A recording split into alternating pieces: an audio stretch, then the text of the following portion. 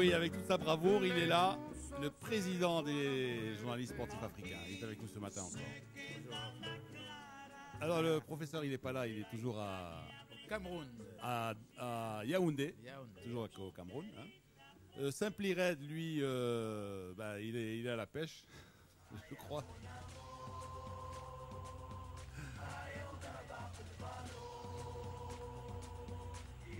Mais en contrepartie, nous avons pas mal d'invités ce matin. Alors, on va faire aujourd'hui, on va faire dans le sport auto, dans le sport mécanique.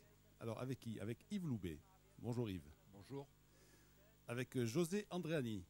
Bonjour. Bonjour José. Alors, Yves Loubet et José Andréani sont deux ex-pilotes de rallye. Hein. Yves a été champion d'Europe des rallyes, c'est ça? Oui, c'était. Ils sont tous deux promoteurs organisateurs du Tour de Corse historique. Et c'est grâce à eux si on a relancé le rallye du Maroc historique. Alors, avec nous également ce matin, l'historien des rallyes marocains, hein, si j'ose dire, Abdel Etoubaji. Bonjour Abdel. Bonjour. Alors, il va nous parler du passé. Hein. On va faire un petit retour en arrière. Et puis, il est modeste. Il m'a dit, quand tu présentes, tu dis amateur. Amateur. Alors, pilote amateur de rallye, Didier Gambino, qui a quand même fait 2 Monte Carlo, en 93 et en 94. Amateur ou pro, quand même, il faut les faire les rallyes, n'est-ce pas Didier? Oui, exact. Bonjour tout le monde. Alors... Amateur, ça veut dire amoureux, non? Amoureux, passionné surtout. Hein. Passionné comme tout le monde. Hein. Le sport automobile, c'est une passion dévorante. Et moi, ça m'a pris pratiquement 15 ans de ma vie. Hein. Et presque une colonne vertébrale. Et presque Tu nous raconteras ça après. Alors, on attend Michel Gautron, hein, qui est avec Paul-Émile Descamps. C'est le dernier vainqueur du rallye du Maroc. Enfin, les vrais, ceux qui comptaient. Hein, pas les historiques, je dirais. Donc, ils avaient gagné l'édition 1988. Voilà. Et puis tout à l'heure, on va faire un petit tour aussi du côté de Boston avec Mounir Marathonman. Il y a eu le marathon de Boston hier. Et voilà, on parlera aussi de football, Classico deuxième prise, hein, avec la finale de la Coupe d'Espagne mercredi. Et puis la mise à jour de Botola et les demi-finales de la Coupe d'Italie. Et le tennis, Lino. Là. C'est vrai. Le tennis aussi, hein, avec le Grand Prix de Son Altesse Royale, la princesse Lala Myriam, hein, avec quand même, il faut le dire, hein, les 8 têtes de série qui sont dans les 70 premières mondiales. Absolument. De la classe. Voilà. Alors, messieurs, retour vers le futur.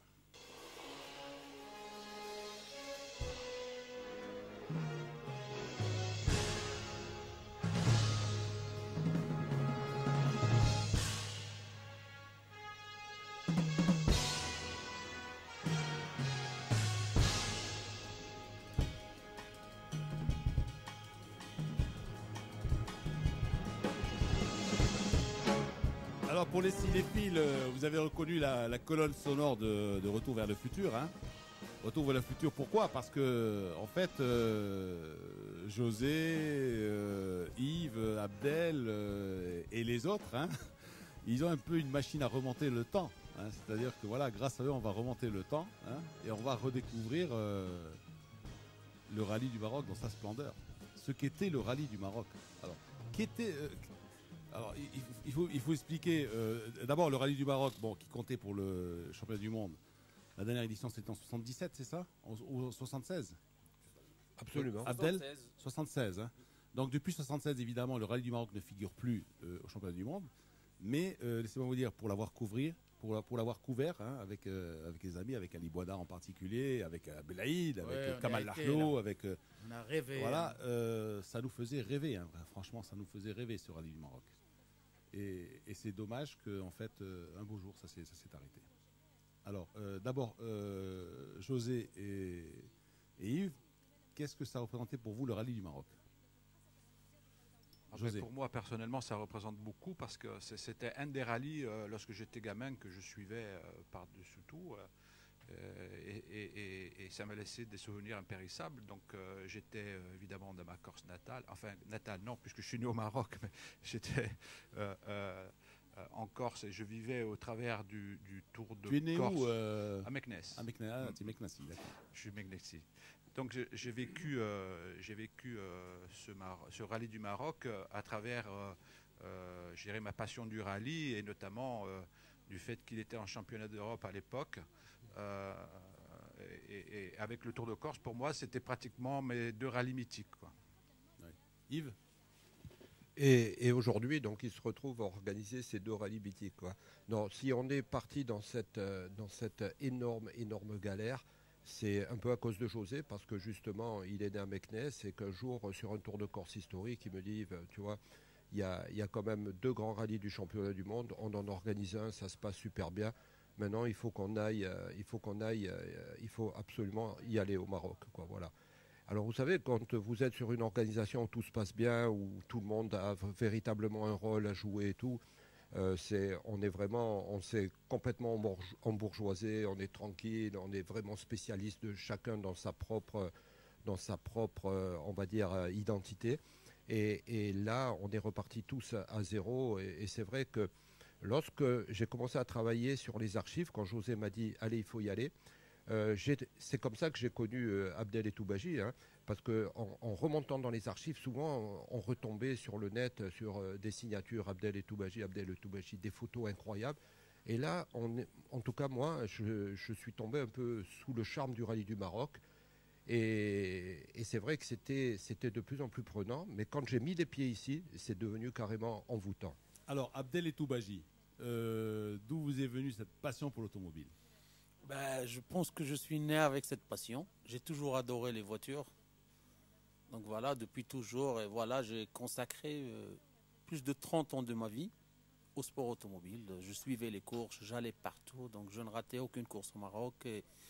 Et c'est comme ça que je suis remonté sur les échelons du sport automobile pour arriver au poste de directeur de course, commissaire technique et commissaire sportif aussi bien sur les épreuves nationales qu'internationales. Votre premier souvenir, il remonte à quoi?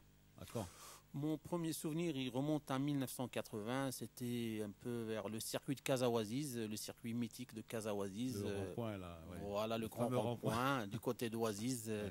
Voilà, c'est là que ça a démarré. Le rond-point Bachko. Voilà, effectivement, c'est à Bachko, donc ouais. Voilà. Et d'où vous est venue cette passion aussi des chiffres, des statistiques, voilà, parce que des archives, là c'est voilà. des qualités qu'on apparente beaucoup plus à un journaliste ou justement, le problème chez nous, en sport automobile, on ne garde pas les archives. Et moi, j'ai eu une chance, hein. J'ai eu de la chance. Après le décès de Bernadette de Chalençon, ouais. Son fils est arrivé au Maroc. Il a balancé à Drbralef le souk tous les archives. Non. Oui. Je les ai retrouvés par terre, les archives du sport automobile. J'ai tout acheté. De l'écurie Gazelle. De l'écurie Gazelle, voilà. C'est un crime. Il faudrait le poursuivre. Moi, je peux me permettre de dire ça parce que je l'ai connu gamin. Et franchement, ça, il mériterait d'être poursuivi, franchement. J'ai retrouvé des... On l'a laissé faire ça. On l'a laissé faire ça. Non, mais heureusement. Non, mais attends, ça aurait pu terminer dans des paquets de cacahuètes. Ils auraient pu vendre ça à des marchands de cacahuètes. Ils auraient mis des pépites de Zria dedans et puis c'est tout. Les archives en dessus. Et voilà. Et dans le classement du rallye des Thermes, par exemple, ou du rallye des barrages, hein, tu aurais eu, je sais pas, premier Ponel, deuxième des chasses, trucs comme ça, et puis en mangeant tes pépites, tu découvrais le classement d'une étape du rallye des barrages. J'ai même retrouvé des coupes qui ont 50-60 ans. Des coupes. Les coupes de Bernadette, parce que Bernadette a gagné, je donne comme exemple, les 2 heures de Safi. Vous connaissez pas cette course? 2 heures d'endurance. Elle l'a gagné en catégorie femmes en 1954. J'ai retrouvé des coupes des rallyes de Thermes et beaucoup d'autres choses. Même des films Super 8. Des Super 8. Ouais. La boîte n'a jamais été ouverte du Grand Prix du Maroc en 58. Ouais.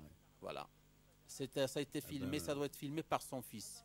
Voilà, je les ai retrouvés par terre et voilà, j'ai tout pris. Heureusement que vous êtes passé par un jour. Et comment vous avez découvert ça? On vous l'a dit ou c'est au hasard? Non. Je me promenais, je me rappelle à Gazelle, je me rappelais toujours d'un téléphone Standard de Bernadette. Il y avait son... Je reconnais très bien son écriture. Il y avait club, bureau. Bernadette, c'était écrit sur à côté de petits boutons. J'ai dit, tiens, mais c'est là l'écriture de Bernadette. Oui. Et autour, je regarde tout l'archive étalée par terre. Je le rachète et ça a démarré comme ça. Ben, c'est magnifique. C'est extraordinaire. C'est extraordinaire, hein, C'est- Belaïd. Tu sais, moi je me rappelle, Albert Landre, vous connaissez, grand reporter, une fois avait fait un article qu'il avait envoyé à un journal et il l'a fait accompagner de photos dans une enveloppe. Eh bien, ces photos ne sont jamais arrivées au journal, mais un enseignant français les a trouvées à Delbrelef. Il a ouvert et c'était le reportage d'Albert Landre, il y a 2-3 ans, un peu plus. Il a sorti un livre rien qu'avec les photos d'Albert Landre qui étaient dans une enveloppe fermée à Delbrelef qu'il a acheté dessous.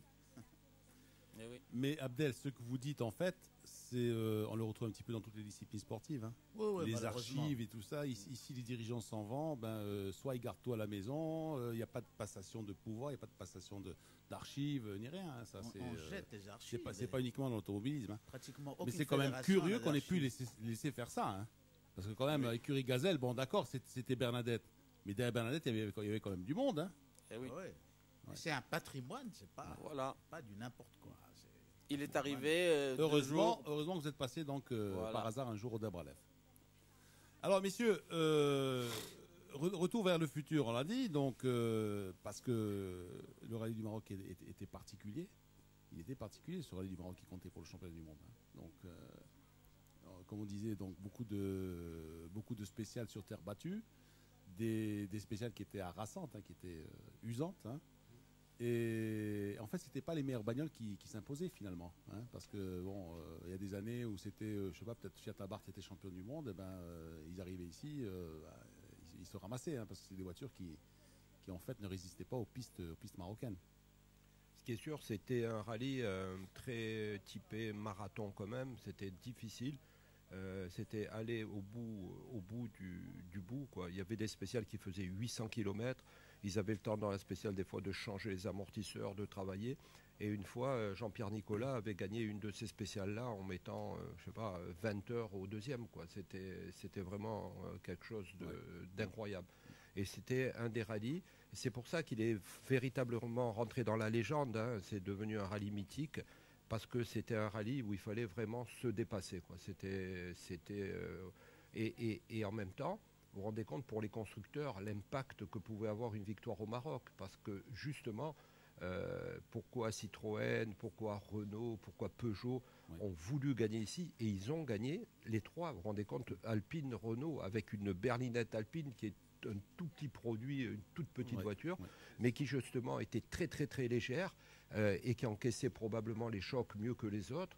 Alpine est devenu champion du monde en gagnant le rallye du Maroc. Et là, le rallye du Maroc est rentré de plein pied dans la légende des rallyes. Oui.